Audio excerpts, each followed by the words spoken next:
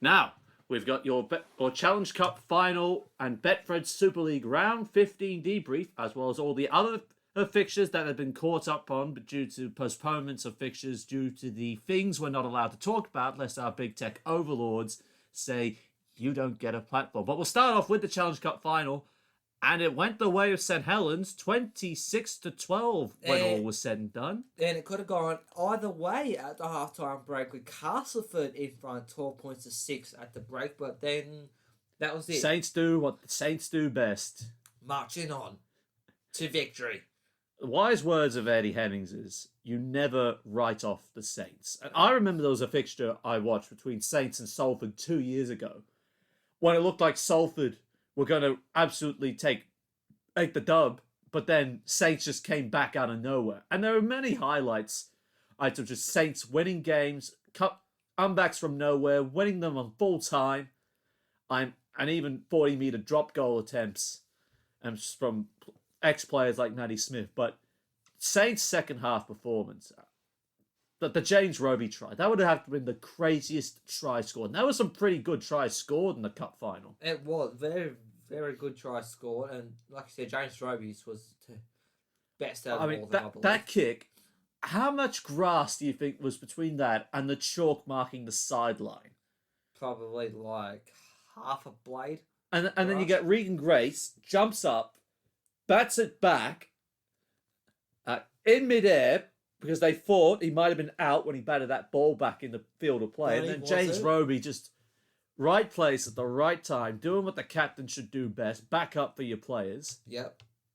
And he scored himself.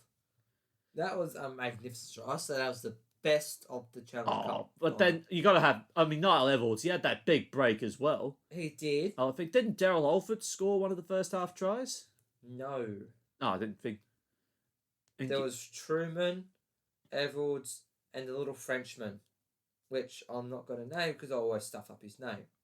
Well, Edwards tried then, I think, with that long break he made. He made a long breakdown past it. I can't remember who. Then they put a little kick in, and then Edwards got the ball back and scored. So yeah, would have had to have been Alford's. Maybe even Gareth O'Brien would have had to put the kick in. Gareth O'Brien did the goal kick in. Oh, I don't know. But it must have been good feelings. Of course, Tommy Makinson would score in the cup final. Of course. He's just one of Saints' best try-scoring weapons. Yes. And then Carl Amor's try, just to sweeten the deal. Him and James Roby are like the elder statesmen in that St Helens side. Kyle Amor's try, how many defenders did he carry over? That's Alex Walmsley level of try scoring. That was like 3 defenders to 5 defenders. It was like, wow. And the video referee couldn't even decide. It's just like he had, I think it was James Child just sitting in the box. He's just like, yeah, we're just going to go with the on-field decision of try. Insufficient evidence. Yeah, he couldn't overturn it. No way he could have. Well, no. And it was very hard to see, but how Amor's body position was, you would obviously think it was a try. So. Oh, you definitely would have. You're going to have to give it, like, if the on-field referee said try, well then, and you can't overturn it, well then you're going to have to go to the original decision, so. Yeah. Yeah. But look, all well done to Saints for winning the cup final for the first time in 13 years. But you got to feel for Castleford, though. Yeah. So close. Darryl Powell. This was probably Darryl Powell's second last opportunity to win some silverware before departing for his new job at the Warrington Wolves. And even the BBC mentioned this in coverage that this was Darryl Powell's boyhood club. He started out at Leeds and then he ended up at Cass, turned them around into like proper contenders.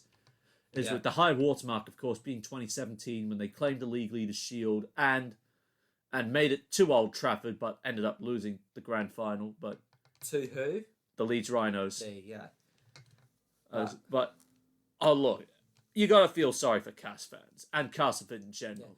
Yeah. It looked like that Castleford had the majority fan base there, more than St Helens. The reaction of the two Castleford, like when Truman and Noel Edwards scored, wow, that was some scene to see. You don't see that often, but when you do, it's magical. Oh, it definitely gave me goosebumps seeing that. It really is. So, unfortunately, Castleford will have to keep waiting for some form of silverware. While Saints, they where do you think they actually rank in sort of like we talk about Super League's greatest of all time, just sort of like the great sides? Because I'll be up there. I mean, you think about it, what have they done in the last 5 years? Is within that 2018 and 19 League Leader Shields, Yeah.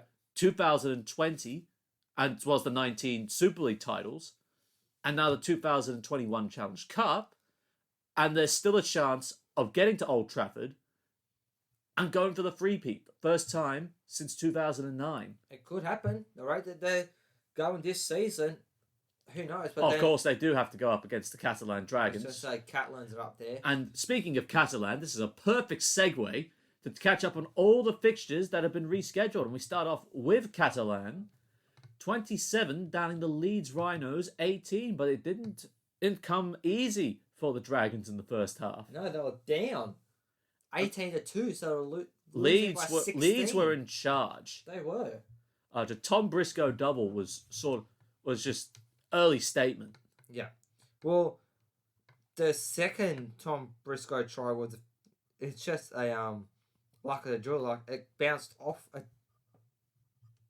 Dragons player, I believe, and into the hand. So Briscoe, but even his first one, they just had the overlap on Catalans, and he went over. Oh, they did, yeah. And then for the third try, Lehman got a third after. Oh, that's really interchanging of passes. That pass, I think it was Cameron Smith that came up with a pass, not the Melbourne Go, but the Leeds loose forward. Yeah. No, but it was from the far side of the field and then ended up being into the middle of the field and with multiple offloads in the process. Yeah, just trying to keep that ball on. And then he went across. But like in the Headingley blockbuster that they played literally like last week, Catalan just came out firing. And I mean, Artyom Morg played a big part in that. One try assist, 6 tackle breaks, 2 offloads, and 5 from 6 goals converted. Considering he was playing scrum half with no James Maloney, that was an absolute brilliant display. It very was. He stepped up to the occasion. He took control of the team, and he provided. Oh, definitely. And he also, his try that he got, it was a one-on-one from Tompkins, and I can't remember who it was from. But it was one-on-one, and then Tompkins was passed it to Morg, and he went over. Yeah, just the moment Catalan got started rolling, and Sam Cassiano, you know what? That was another option I could have had for the opening intro. Just like if we went 2 Super League, 1 NRL. Sam Cassiano coming up. Sam Cassiano plays human pinball with the Leeds Rhinos. He did, really. Like the size of him, there was no way they were going to stop him from scoring. Not from that close. There was no chance. No, absolutely nowhere near. And then to top it all off, Sam Tompkins with the drop goal just put the game beyond reasonable doubt before a final penalty goal was converted. Catalan, 9 straight now, still on top of the table. And I mean, they've got the lead on St Helens now by 2 wins.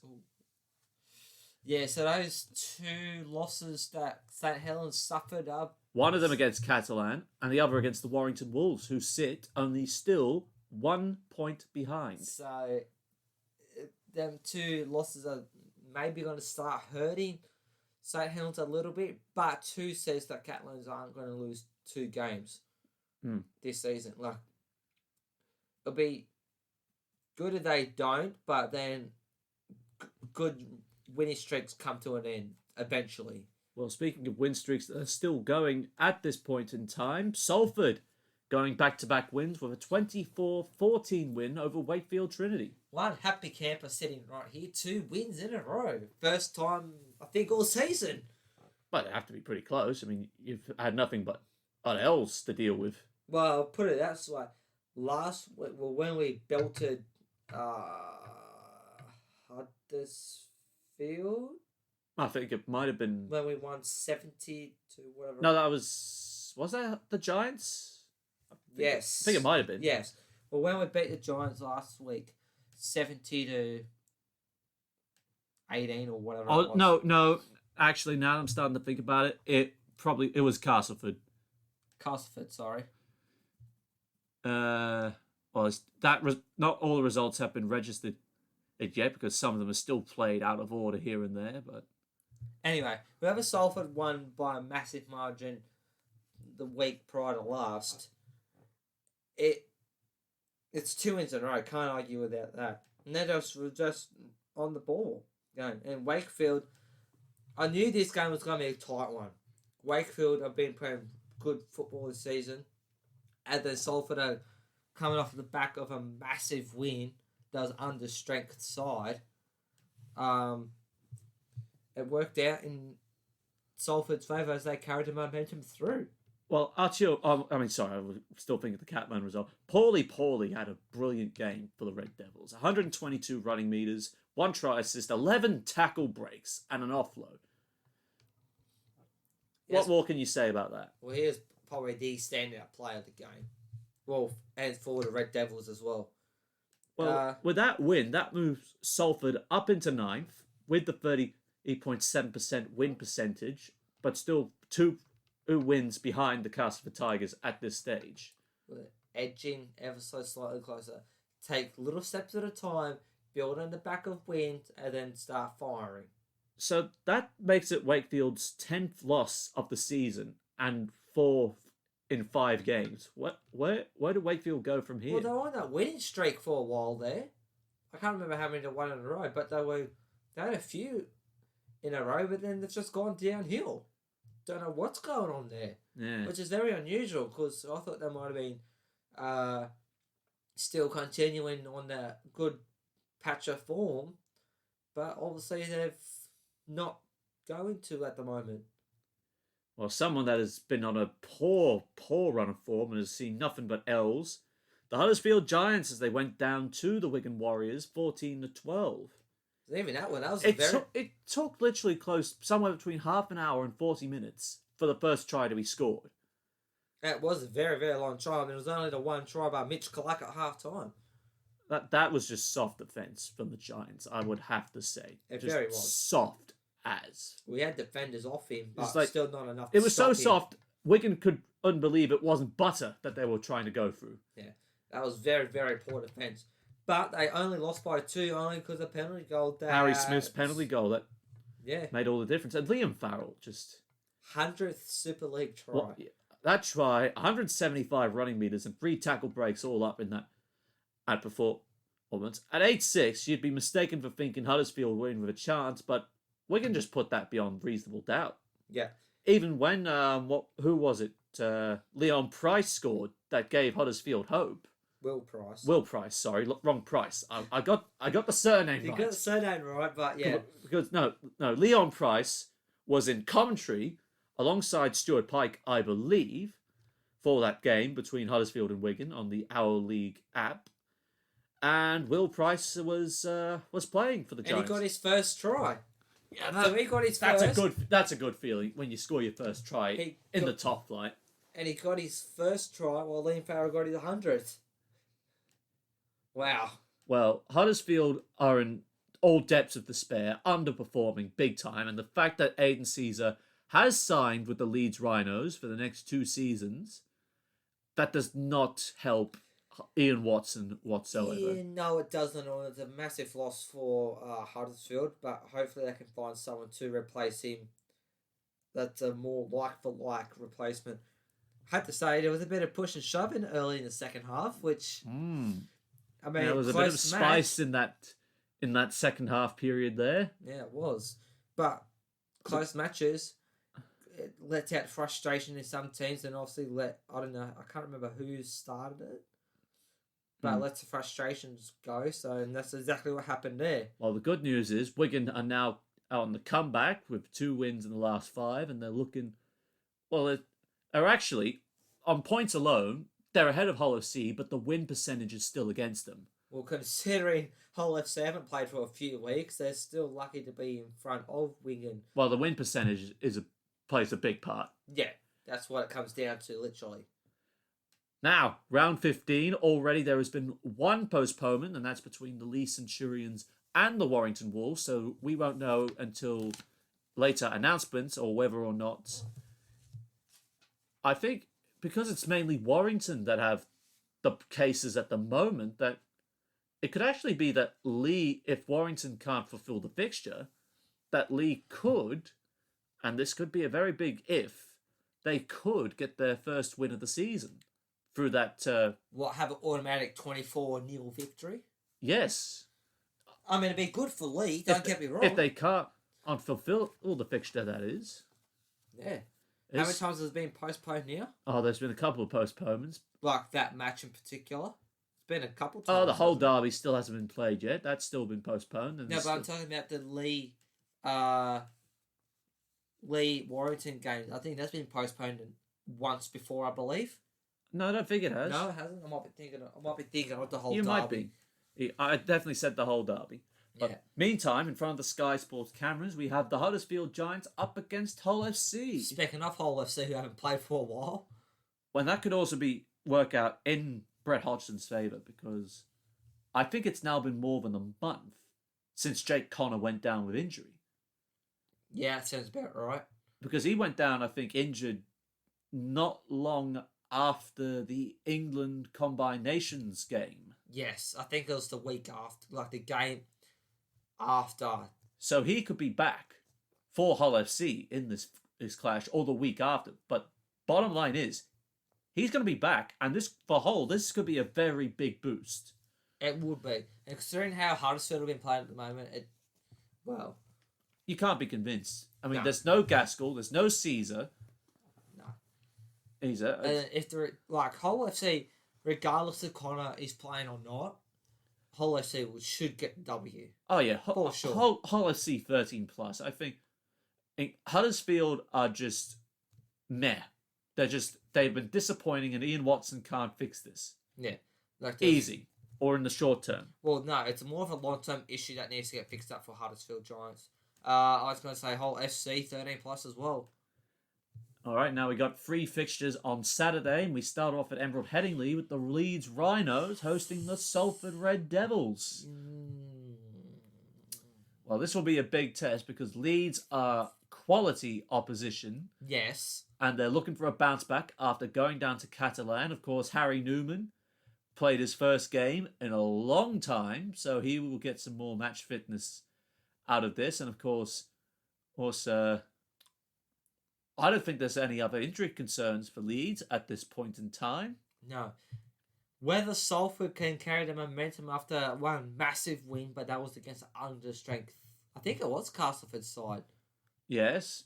Under-strength Castleford side. Yeah, in the lead up to the Challenge Cup final. Yeah, under-strength Castleford side. And then, I don't know if you'd say Wakefield was full strength or not, but a quality side, well, not a decent opposition in Wakefield. This was really going to test Salford to see if they can go through in a bounce. But I don't see that happening. No. They'll be in the fight, don't get me wrong, they'll continue to fight. Yeah, I definitely think Paulie will definitely cause some trouble for them, but at the same time, I think all Leeds have to do is just throw Oledzki and Tetevano forward, and then they get Conrad Harrell some good clean ball. He breaks probably 6 tackles. Also try and push through to set Richie Myler up, or Tom Briscoe goes over in the corner, or Ash Hanley gets a crack if he's fit and available. Yeah. And then Salford will just be, like I say, I think this will be a Leeds 1-12 victory. I think it'll be very close. I have to agree. The only thing that'll keep Salford going is that the only way I can see Salford winning is the momentum they've had over the last 2 weeks. The 2 games. Like I said, belting of an under-strength Castleford side, and then against Wakefield, I'm going to have to say Leeds 1-12 as well. Now, St Helens play host to Hull Kingston Rovers 6 days after the Challenge Cup victory, and we all know a little something called the Wembley hangover that often derails a season. Not since 2015 has a side won the Challenge Cup, then gone on to not only claim the League Leaders Shield, but the Super League trophy at Old Trafford.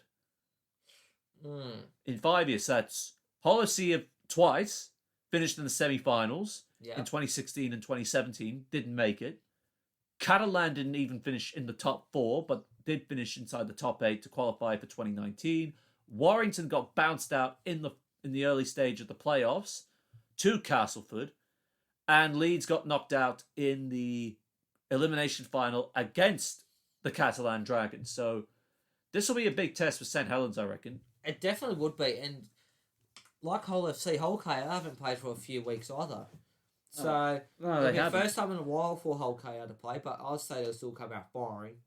Like the rest that they've had will help them against a side like St Helens. The bank holiday break will definitely play into Hull KR's favour more than Saints will.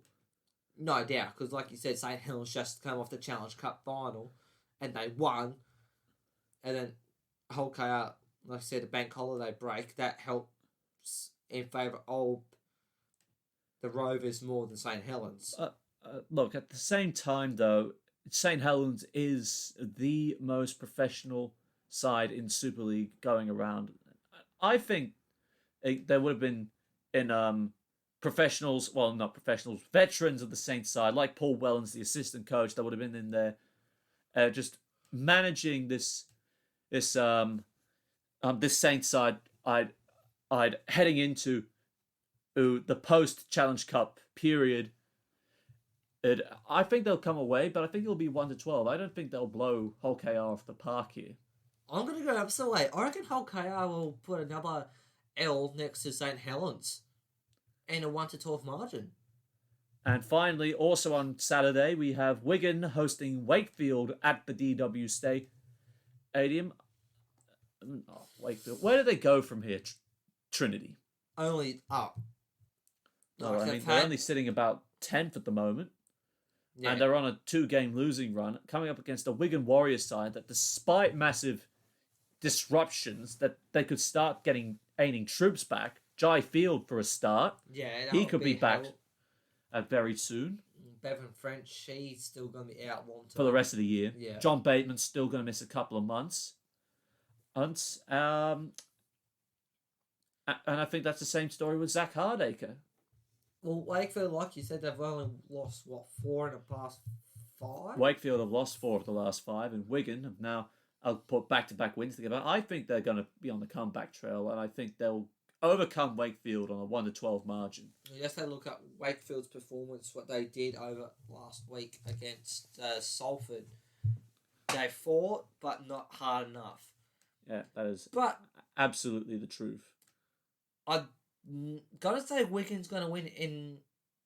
Wigan are going to win, but only in a 1-12 margin. I reckon Wakefield will find something to spark their attack to get over the top of Wigan. And to add another bonus, I'm going to say Wakefield will be leading at half-time. Oh, this is going to be audacious. This is the first time on Sideline Chat that we've made a half-time prediction. So Wakefield to be leading at half-time by 4, but then go on to lose in a 1-12 margin. And finally, on Sunday, the Catalan Dragons playing host to the Castleford Tigers, depending whether or not James Maloney is fit for this game. And that's probably the same story with Michael McAlorum. Well, even without James Maloney there, Catlington still in. Well, Artyom Moore just clearly demonstrated that Maloney or Maloney, yeah, he's ready to step up to the plate. He very much is. Castle will be coming back off a disappointing loss in a Challenge Cup final. So they'll be hoping to regain confidence in the side, which more than likely they will. And it's a bit of a big turnaround from the Challenge Cup final match until the match against Catalans. But then Catalans are on a fantastic winning streak of 9 in a row now? I believe that is 9 in a row.